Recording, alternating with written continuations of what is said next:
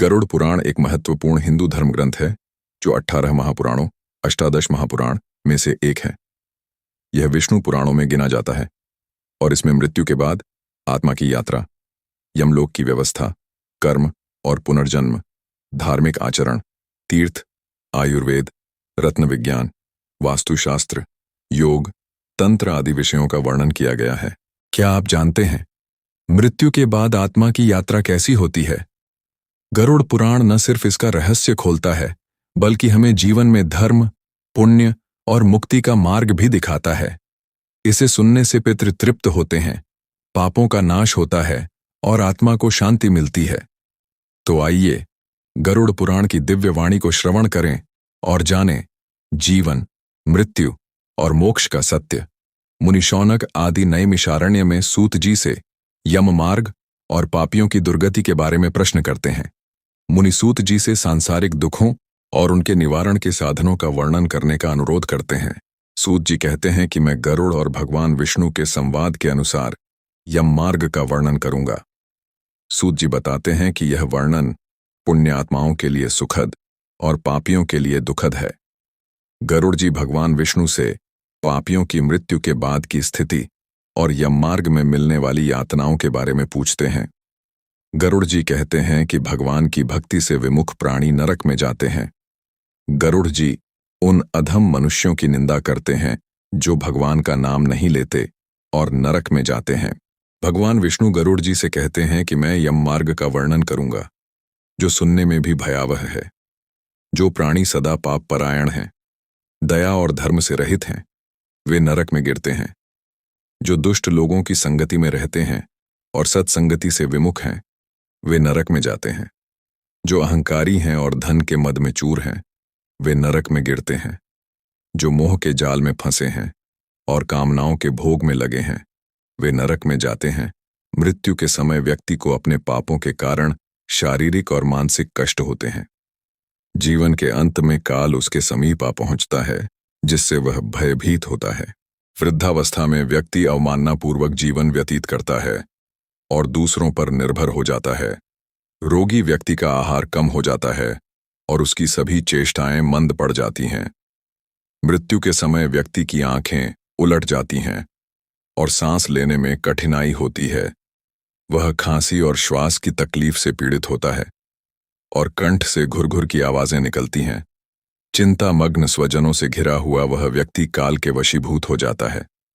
मृत्यु के समय व्यक्ति को दिव्य दृष्टि प्राप्त होती है, जिससे वह लोक परलोक को देख सकता है। यमदूतों का भयानक स्वरूप देखकर आत्मा भयभीत हो जाती है। यमदूत आत्मा को पकड़कर यमलोक की ओर ले जाते हैं। आत्मा को भूख, प्यास, गर्मी, ठंड आदि कष्ट सहने पड़ते हैं। यमदूत आत्मा को तपी हुई बालुका से पूर्ण मार्ग पर ले जाते हैं। आत्मा को यमलोक में विभिन्न नरकों के दर्शन कराए जाते हैं। आत्मा को उसके कर्मों के अनुसार नरकों में दंड दिया जाता है। पापी आत्मा को यमलोक में अपने पापों के अनुसार यातनाएं सहनी पड़ती हैं। यम मार्ग का वर्णन भगवान विष्णु गरुड़ जी से कहते हैं कि यमलोक का मार्ग अत्यंत कठिन और कष्टदायक है। वहां वृक्षों की छाया, भोजन और जल का अभाव है, जिससे आत्मा भूख, प्यास और थकान से पीड़ित होती है। वातावरण की कठिनाइयां इस मार्ग में प्रलयकाल के समान सूर्य की तपिश होती है। आत्मा को बर्फीली हवाओं, कांटों, विषैले सर्पों, सिंहों, व्याघ्रों, कुत्तों, बिच्छुओं और अग्नि से कष्ट सहना पड़ता है। असिपत्रवन नरक आत्मा असिपत्रवन नामक नरक से गुजरती है, जहां पेड़ों के पत्ते तलवार के समान होते हैं, जो शरीर को छिन्न भिन्न कर देते हैं।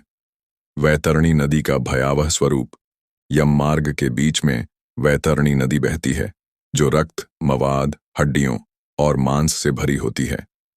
इसमें मगरमच्छ, घड़ियाल और अन्य भयंकर जलचर होते हैं। पापी आत्माएं इसमें गिरकर अत्यंत कष्ट भोगती हैं। यमदूतों की यातनाएं यमदूत आत्मा को पाश, अंकुश और शस्त्रों से बांधकर खींचते हैं। वे आत्मा को पीटते हैं, जिससे वह रक्त वमन करती है और अत्यधिक पीड़ा सहती है। आत्मा का पश्चाताप आत्मा अपने पिछले कर्मों पर पश्चाताप करती है। सोचती है कि उसने जीवन में धर्म का पालन नहीं किया, दान नहीं दिया और पुण्य कर्म नहीं किए, जिसके फलस्वरूप उसे ये कष्ट भोगने पड़ रहे हैं। नारी आत्माओं की दुर्दशा, जो स्त्रियां पति की सेवा नहीं करती, पातिव्रत्य धर्म का पालन नहीं करती, वे भी मृत्यु के बाद इसी प्रकार की यातनाएं सहती हैं और पश्चाताप करती हैं। यमपुर में आत्मा की स्थिति। यमपुर पहुंचने पर आत्मा को यमदूतों द्वारा विश्राम कराया जाता है, जहां वह अपने पिछले जीवन के सुखों और परिवारजनों को याद कर दुखी होती है। यमदूत उसे बताते हैं कि अब उसे अपने कर्मों का फल भोगना होगा। पापात्मा की आत्मा सूर्य के समान तेज के बीच तपती है और बहुत क्लेश सहती है। मार्ग में कांटों से भरे जंगल, सूखे और भयावह पेड़ होते हैं जो आत्मा को आहत करते हैं। अनेक सर्प, सिंह, व्याघ्र और अन्य हिंसक जीव आत्मा को डराते हैं और सताते हैं। रास्ते में अग्नि की धाराएं हैं जो आत्मा को जलाती हैं और पीड़ा देती हैं। आत्मा जल के लिए व्याकुल होती है, लेकिन जल कहीं नहीं मिलता। चारों ओर केवल जलता हुआ धूप और गर्मी, भूमि पर जलते हुए अंगार हैं। आत्मा को नंगे पांव चलना पड़ता है, जिससे वह चीखती है। कीलों से भरे स्थान पर आत्मा को घसीटा जाता है, जिससे उसका शरीर छलनी हो जाता है। गर्म रेत, कीचड़ और मलमूत्र से भरे दलदल में आत्मा गिरती है और छटपटाती है। मार्ग में दुर्गंधयुक्त और अंधकारमय गड्ढे हैं। आत्मा उन गड्ढों में गिरती है और रोती है। राक्षस और यमदूत तरह तरह से आत्मा को मारते हैं, पीटते हैं और खींचते हैं। कभी रस्सी से बांधते हैं, कभी कांटों से चुभाते हैं। आत्मा के रोने की कोई सुनवाई नहीं होती। आत्मा सोचती है, हे दुर्भाग्य, मैंने जीवन भर पाप किए, अब भोगने की बारी आई है। आत्मा अपने जीवन के दुष्कर्मों को याद कर अत्यंत पश्चाताप करती है और सोचती है कि उसे सत्कर्म करने का समय मिला था, पर उसने गंवा दिया। वह सोचती है, मैंने न दान दिया, न तप किया, न जप, न व्रत, अब कौन बचाएगा? आत्मा विलाप करती है, मैंने न धर्म सुना, न सत्संग किया, बस इंद्रियों के सुख में पड़ा रहा। माता पिता, भाई बंधु, स्त्री पुत्र सब छूट गए। अब अकेला इस मार्ग पर पीड़ा सह रहा हूं। जिस शरीर को मैंने सजाया संवारा, आज वह जल चुका। अब आत्मा भटक रही है। संपत्ति, मित्र, परिवार सब मुझसे दूर हो गए। अब कर्म ही साथ है, वही फल दे रहे हैं। हे नसीब, अगर मैंने किसी महापुरुष की बात सुनी होती तो आज यह दुर्दशा नहीं होती। आत्मा सोचती है, काश मैंने पवित्र तीर्थों में स्नान किया होता, दान दिया होता, भक्ति की होती। जिस यमलोक के बारे में कभी सुना था, आज उसी की राह में नर्क द्वार की ओर बढ़ रहा हूं। आत्मा थक कर गिर पड़ती है, लेकिन यमदूत उसे बेरहमी से मारते पीटते हैं और आगे खींचते हैं। मार्ग में लोहे के गर्म कांटे और कीचड़ से भरे नरक हैं, जहां आत्मा गिरती और छटपटाती है। एक भयंकर नदी आती है, वैतरणी, जो रक्त, मवाद और मांस से भरी हुई है। आत्मा उस नदी को पार नहीं कर पाती और डूबते डूबते कराहती है। नदी में मगरमच्छ, सांप और राक्षस तैर रहे हैं, जो आत्मा को पकड़कर खींचते हैं। यमदूत उसे नदी पार कराते हैं, लेकिन मारते हुए आत्मा तड़पती है। पार करने पर एक और नरक जैसा स्थान आता है, धुएं से भरा, कांटों से ढका, डरावना। वहां तेज आंधियां चलती हैं, कांटे उड़कर आत्मा को बींधते हैं। फिर आत्मा को एक अंधेरे स्थान में ले जाया जाता है, जहां भयानक राक्षस उसका इंतजार कर रहे होते हैं। वहां उसके कर्मों की गिनती की जाती है, कौन सा पाप कितनी बार किया, सब स्पष्ट होता है। यमराज का दूत उसका पाप पत्र पढ़ता है और नरकों की सजा सुनाता है। आत्मा रोती है, लेकिन दया नहीं मिलती। यमदूत उसे खींचकर नरकों में ले जाते हैं। भगवान विष्णु कहते हैं, हे गरुड़, यह सब मैंने तुम्हें सत्य रूप में बताया। जो जीव यह सुनकर सत्कर्म करता है, वह इन यातनाओं से बच सकता है। गरुड़ जी ने पूछा, हे प्रभु, उस प्राणी की मृत्यु के बाद क्या होता है? कृपया विस्तार से बताइए। भगवान विष्णु बोले, मृत्यु के बाद जब प्राण निकलते हैं, तब शरीर निष्प्राण होकर गिर जाता है। यमदूत आत्मा को पकड़कर ले जाते हैं और जीवित लोगों को उसके अंतिम संस्कार की तैयारी करनी चाहिए। मृत देह को स्नान कराना चाहिए, फिर उसे उत्तम वस्त्रों से ढककर दक्षिण दिशा की ओर सिर रख देना चाहिए। उसके मुख में तिल और जल देना चाहिए, जिसे तिलांजलि कहा जाता है। यह आत्मा को तृप्त करता है। उसके शरीर के पास दीपक जलाकर रखना चाहिए, जिससे अंधकार दूर रहे। घर के सभी सदस्य स्नान कर शुद्ध होकर विधिपूर्वक अंतिम क्रिया करें। जब तक चिता नहीं सजती तब तक मृतक के पास कोई न खाए या हंसे, यह अनुचित माना गया है। शव को ले जाते समय राम नाम सत्य है आदि बोलते हुए ले जाना चाहिए, यह पुण्यकारी है। मार्ग में जहां जहां शव रखा जाए वहां थोड़े जल का छिड़काव करना चाहिए। शव को शुद्ध स्थान पर रखकर चिता तैयार करें और फिर चंदन, तिल, काष्ठ आदि से अग्नि दें।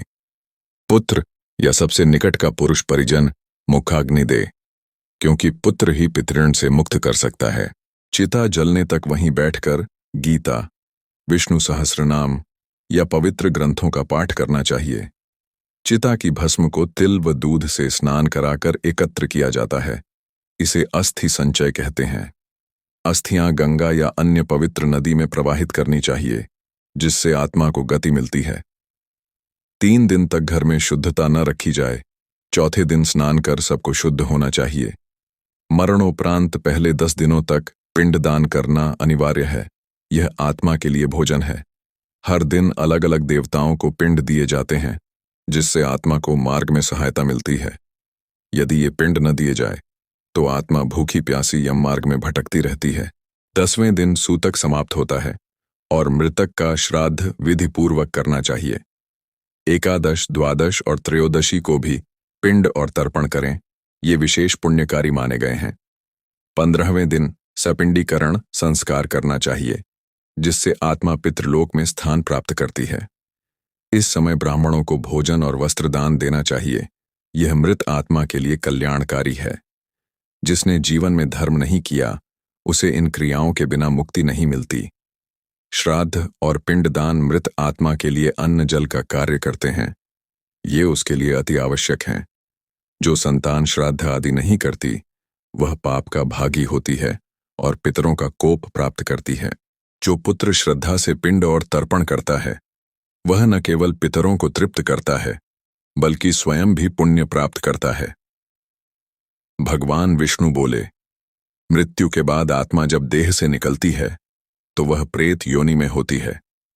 यह प्रेत देह 10 दिन तक सूक्ष्म रूप में यम मार्ग में ही रहता है और इसे पिंडों के द्वारा भोजन मिलता है। यदि इन 10 दिनों तक पिंड नहीं दिया गया तो प्रेत भूखा प्यासा रहता है और उसे भारी कष्ट होते हैं।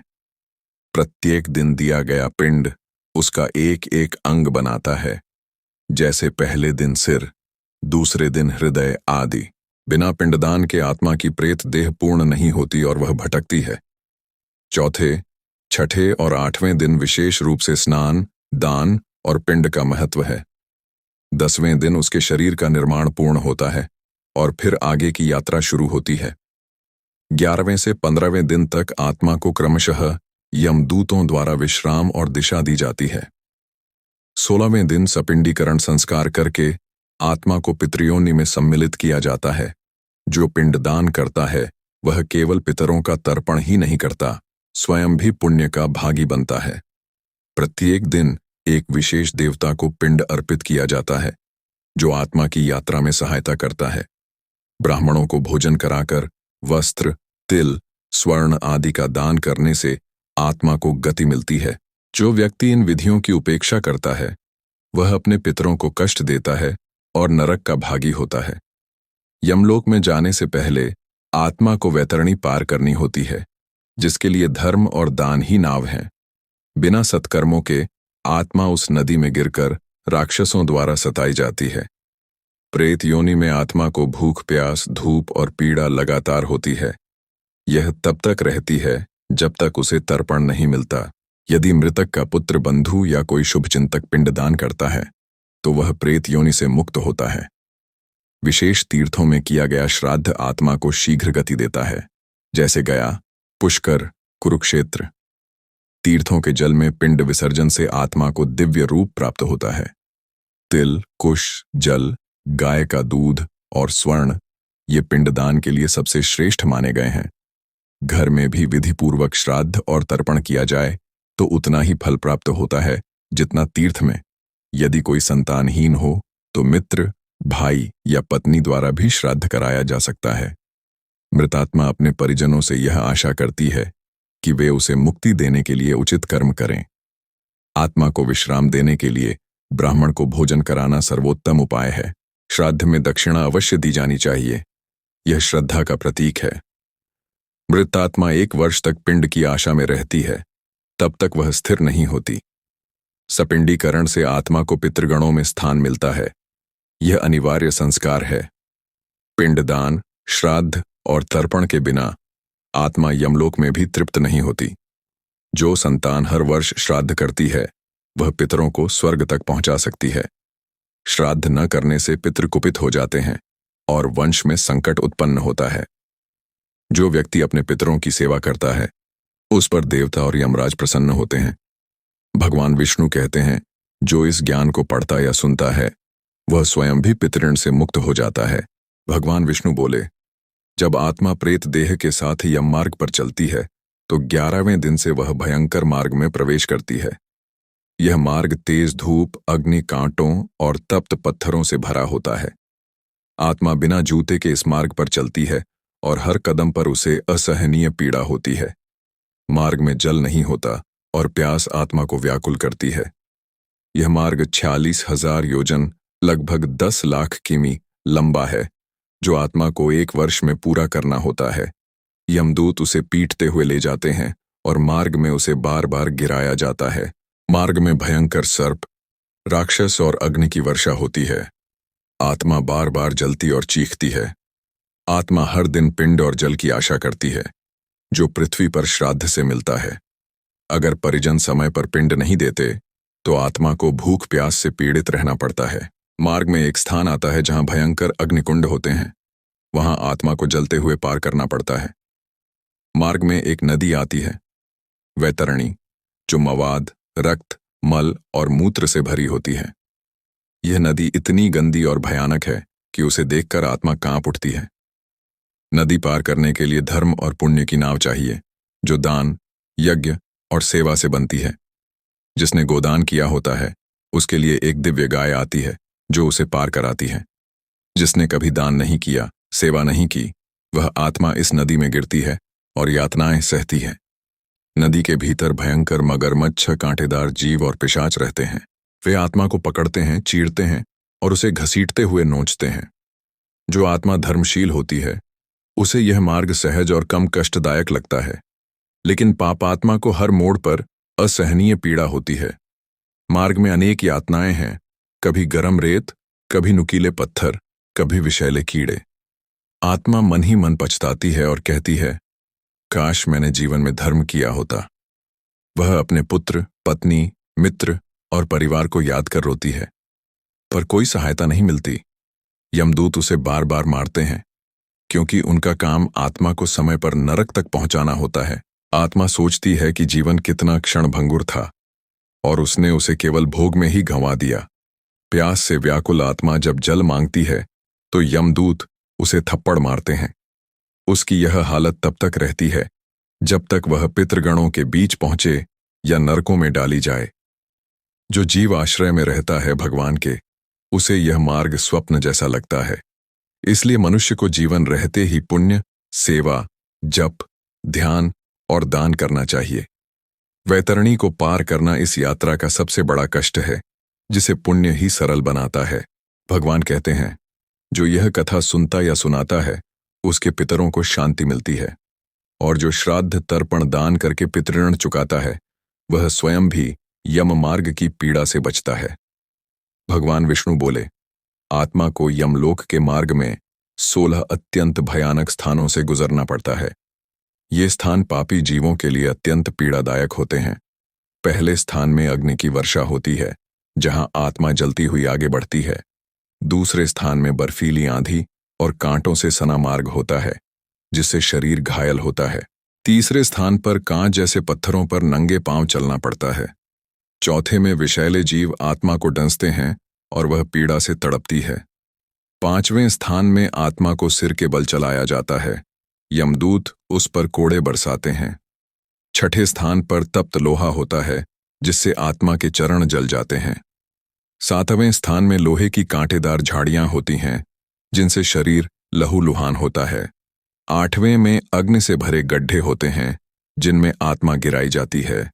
9वें स्थान में नरक पिशाच आत्मा को पकड़ डांचते हैं और उसे चीरते हैं। 10वें स्थान में आत्मा को उल्टा लटकाया जाता है और उसके ऊपर गरम तेल डाला जाता है। 11वें स्थान पर उसे विष खिलाया जाता है, जिससे पीड़ा कई गुना बढ़ जाती है। 12वें स्थान में भयंकर राक्षस आत्मा को खाते हैं और बार बार जीवित करके फिर खाते हैं। 13वें में उसे एकांत अंधकार में फेंका जाता है, जहां चीखें सुनाई देती हैं। 14वें में आत्मा पर लोहे के यंत्रों से प्रहार किया जाता है। 15वें स्थान पर उसे रथ से घसीटा जाता है। 16वें स्थान में उसको जंजीरों से बांधकर पशुओं की तरह पीटा जाता है। आत्मा हर क्षण सहायता की याचना करती है, लेकिन वहां कोई उत्तर नहीं देता। यह यातना तब तक चलती है जब तक जीव का कर्मफल समाप्त न हो जाए। इन सभी स्थानों में भूख, प्यास, डर और ताप लगातार आत्मा को सताते हैं। आत्मा को बार बार जीवन की याद आती है और वह सोचती है, काश मैंने धर्म किया होता। यमदूत उसके पापों का लेखा सुनाते हैं और उसे कठोरता से आगे बढ़ाते हैं। पापी आत्मा वैतरणी पार नहीं कर पाती, वह उसी नदी में फंसी रहती है। जब तक पिंडदान न हो, आत्मा को शांति नहीं मिलती। तिल, जल, कुश और श्राद्ध से ही आत्मा को शांति मिलती है। यदि पुत्र या बंधु ने कोई पुण्य कर्म किया हो, तो उसका फल आत्मा तक पहुंचता है। श्राद्ध में ब्राह्मण को अन्नदान, जलदान और वस्त्रदान विशेष फलदायक होता है। तीर्थों में पिंडदान करने से आत्मा को तेज गति मिलती है। गया, हरिद्वार, काशी, कुरुक्षेत्र जैसे पवित्र स्थानों में तर्पण करने से वह पितृलोक पहुंचती है। आत्मा को यदि तर्पण नहीं मिला, तो वह राक्षसी योनि में जन्म लेती है। जीवन में गौ, भूमि, जल और अन्न का दान विशेष पुण्यदायक है। जो हर वर्ष पितरों का श्राद्ध करता है, वह सौभाग्यशाली और धर्मी कहलाता है। श्राद्ध से पितृ तृप्त होते हैं और आशीर्वाद देते हैं। जो पितृ कुपित होते हैं, वे वंश में विघ्न और दुख देते हैं।